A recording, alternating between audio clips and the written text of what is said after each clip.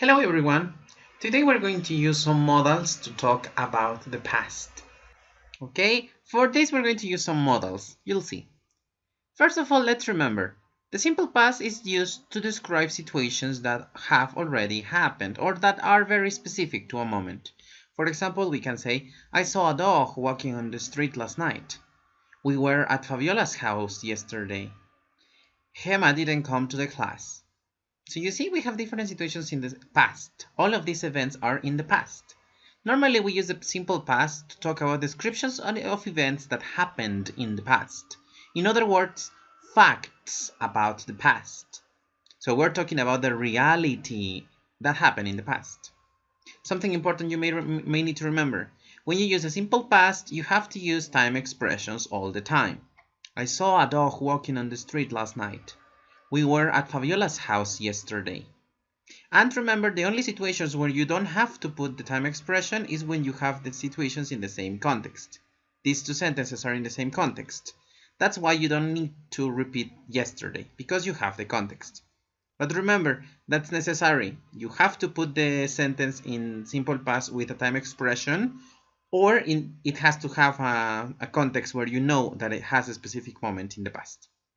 But that's it. You see, the simple past is to talk about, to refer to events that really happened in the past. So you're talking about facts, the reality in the past. But let's imagine a different situation. Let's use some context. So we are in a party in this moment. We have a party and we invited a lot of people to the party. For this, we invited two people. We invited Mike and we invited Vera. Okay, so we invited Mike and we invited Vera. First of all, I'm going to talk a little bit about my friend Mike. Mike is very bad with directions. He usually gets lost. And he isn't in the party yet. So maybe something happened. We're going to see. And the second person is Vera. Vera is very good with directions. She has a very good sense of orientation. But she is not here yet. Okay, so that's the situation. Remember, we're in a party. The question is, what do you think happened to each person? What do you think happened in the past with each person? They are not here in this moment. So in some moments ago, something probably happened. So case 1, my friend Mike. Let's remember, Mike is very bad following directions. He isn't here yet. So I am going to assume something. I think he got lost. That's my idea. I think he got lost. And I am very sure of that. I am confident of this information. Okay? So I am going to assume that he got lost because it is very likely, it's probable that he got lost. So I comment, he must have gotten lost. So you see, he must have gotten lost. This is something that we are using in this case to speculate about the past with certainty. Sometimes you have evidence or sometimes it's just your attitude. You are demonstrating certainty. You're demonstrating that probably what you're saying is true, or for you, this is true. I am confident of this. What is the meaning of that? That I am almost 100% sure. Remember, this refers to the attitude, not necessarily that you are right. Maybe you are wrong.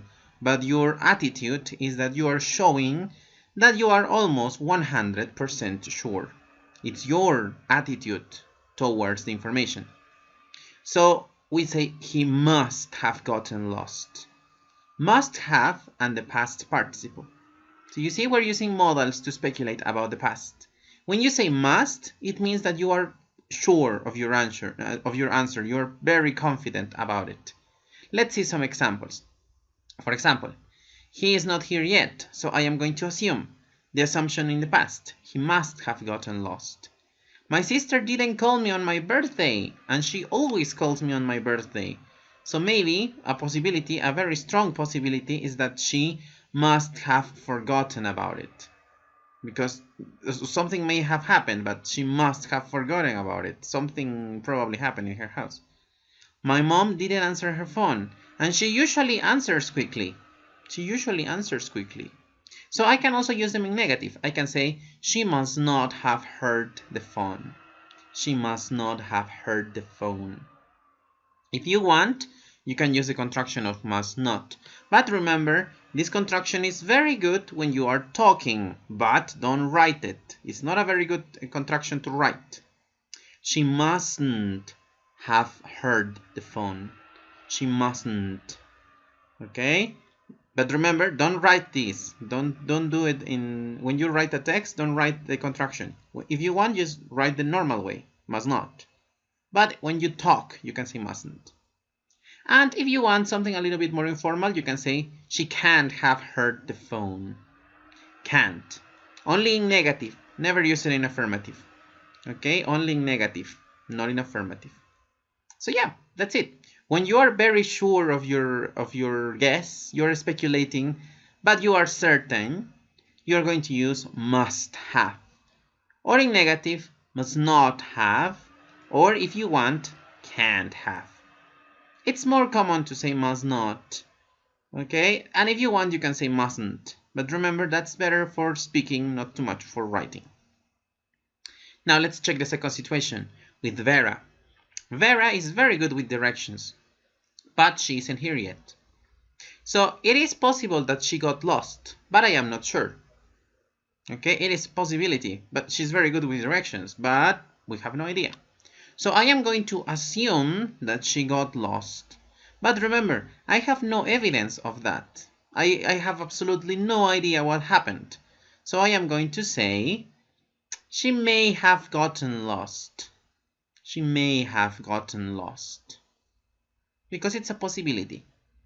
So in the second case, we're checking general speculation. You're just speculating in general about the past. In these cases, I am not sure. You have no, you don't have any evidence to support your answer. So that's why you say may. If you want, you can also say might or could. The negatives exist, but remember, don't use could in negative.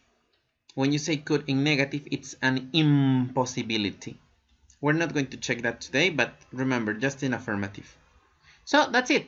She may have gotten lost. Some examples. She's not here yet, so I am going to assume she may have gotten lost. It's probable, it's possible, but I have no idea. Remember, when you use these modals, what is the difference between may or must? Well, your attitude. If you want to show that you are very confident, you say must. If you want to show that you are not sure, you say may. Second case, Tony looks sad today. So I am going to assume he might have had a problem. It's probable, I don't know. I am just looking to my friend from the distance. So he might have had a problem. Another one. There was a loud sound of glass in my house. Let's imagine on the first floor there was a sound of glass breaking. So I am going to have some theories about it. Maybe if it's at night, I could say maybe a robber may have tried to enter to my house. If it's during the day, maybe I can assume, oh, the kids might have thrown a ball to the window. Or if it's just a random moment and I have a dog in my house, I could say the dog could have pushed something. It's a possibility. I have no idea. I have no evidence. I didn't go down to the first floor to check yet. But I am going to give my theories about it.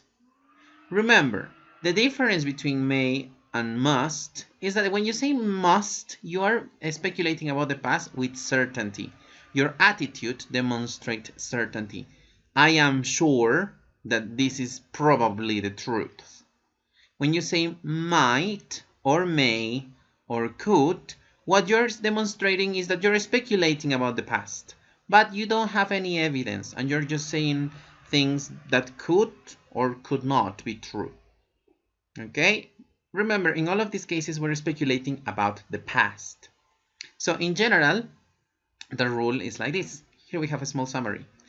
If I am not sure, I am going to say may, could, or might. This is just a guess. It's a wild guess. I either don't have any evidence or I am not sure. I am not certain. But if you are sure of your evidence and if you are very confident on your answer, you're going to say something with must have. I am pretty sure. I am drawing a conclusion. Okay, you have some evidence and you're drawing a conclusion. So in these cases, you say must have, or if you want the negatives, must not or can't have. Remember, the difference between the two sides is this: evidence or certainty, no evidence or no certainty. And that's why you can demonstrate different things.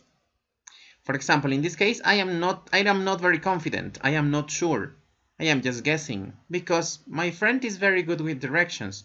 So probably she's not lost, but probably yes, it's a possibility. While in this second case, I am just saying that probably he got lost. I am drawing a conclusion based on something that usually happened with my friend Mike. He's very bad with directions in general. So that's why I am going to say, yeah, he must have gotten lost. It's the most likely thing for him because he's very bad with directions. Okay, so that's the idea of these different models. With these models, we can speculate about the past, and you can theorize about the past. And the difference radicates on showing some attitude. If you are not sure, you're going to say made, might, or could have. And if you show a lot of evidence, if you're pretty sure, and if you're drawing a conclusion, you are going to use must, must not, or can't have. Don't forget the structure. May have and the past participle of the verb. Or must have and the past participle of the verb. So that's it for now. Please remember to study, wash your hands, and well, that's it for today. Remember to subscribe and give a like if you can, please. And we will see you soon. Bye bye.